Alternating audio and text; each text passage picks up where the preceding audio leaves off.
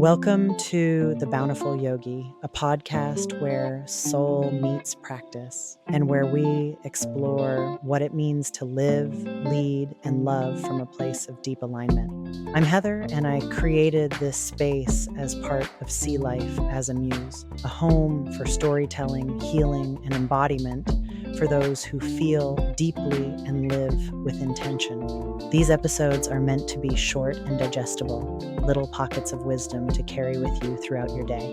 And if you'd like to go deeper, you can always visit the blog that inspired this episode at www.sealifeasamuse.com. Before we begin, I'd love to invite you to share your reflections. If something in this episode resonates, I'd be so grateful if you'd like, share, or leave a comment.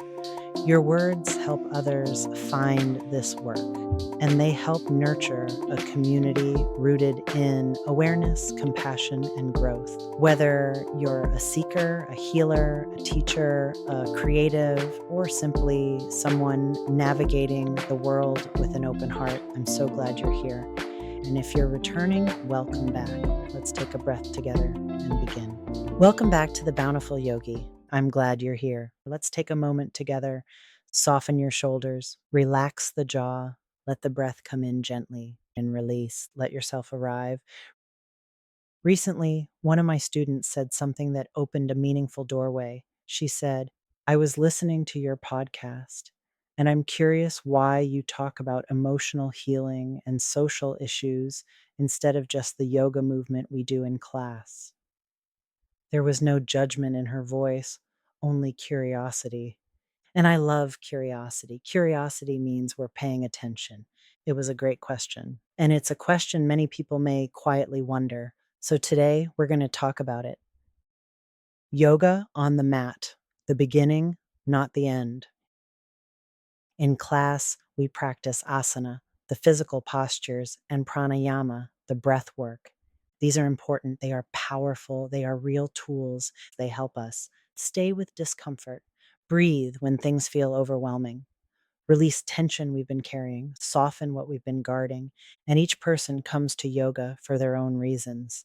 Some for movement, some for breath, some for grounding, some for rest, some for a gentler relationship with themselves. Wherever you enter the practice, good. There is no wrong place to be. But asana and breath are just two parts of the 8-limb path of yoga. They are the doorway. They are where we begin, where the real practice happens. The mat prepares us, but the world is where we practice. Because once we roll up the mat, life meets us again. A boundary gets crossed. Grief resurfaces from nowhere.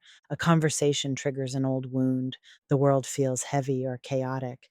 And this is where the work shows up. Can I stay present? Can I breathe instead of shut down? Can I respond with clarity instead of reaction? Can I stay kind without abandoning myself? Yoga is not measured by how peaceful we feel in a quiet room. Yoga is measured by how we respond when life becomes complex. Living yoga in the world we actually live in. Yoga is not separate from the world we wake up in. When we talk about social issues, we're talking about how we treat each other.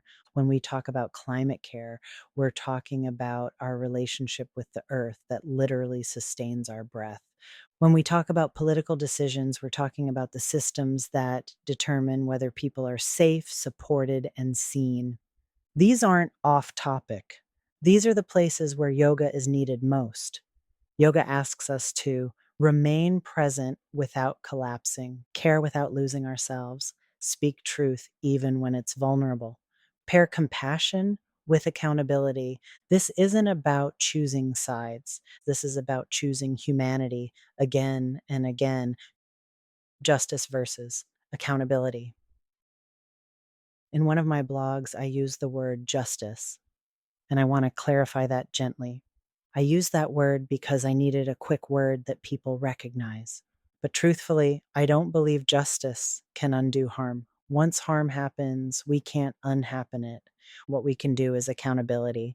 And I don't mean punishment. I don't mean shame. I mean telling the truth, acknowledging the impact, choosing differently in the future, preventing the harm from repeating, staying human even when it's uncomfortable.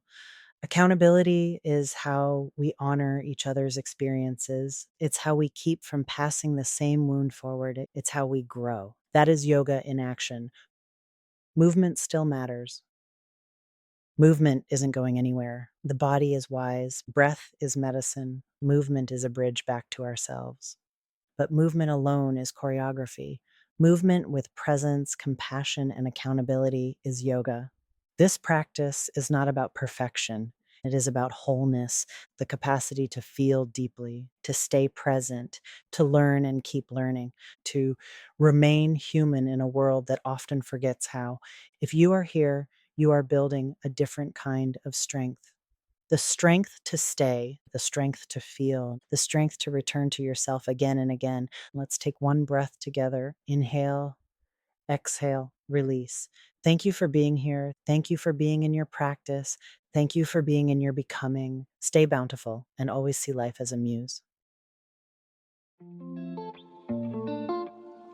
Thank you for sharing this space with me. If this episode spoke to something in you, if it offered breath, clarity, or even just a single moment to exhale, I'd be so grateful if you'd like, share, or leave a comment. Your reflections help others find this work, and they remind me that these conversations matter. To go deeper, join the conversation on our free See Life as a Muse Discord, a supportive space for breathwork, reflection, and community. You can also follow See Life as a Muse on Substack or Blue Sky for weekly writings, tools, and gentle reminders. And if you'd like to stay connected through newsletters and course updates, visit www.seelifeasamuse.com to sign up. Until next time, stay bountiful, and always see life as a muse.